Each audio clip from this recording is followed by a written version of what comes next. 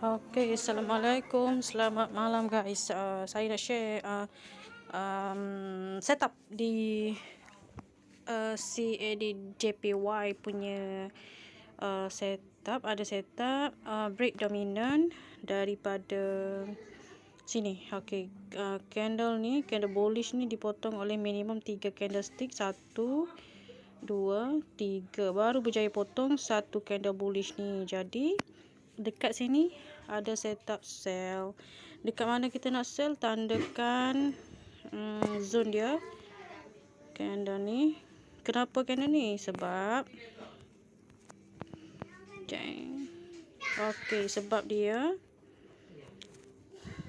drop, base, drop. Jadi dekat base ni kita nanti sell. Okay, so kita nak tarik Fibo macam mana? Dekat mana kita nak tarik Fibo?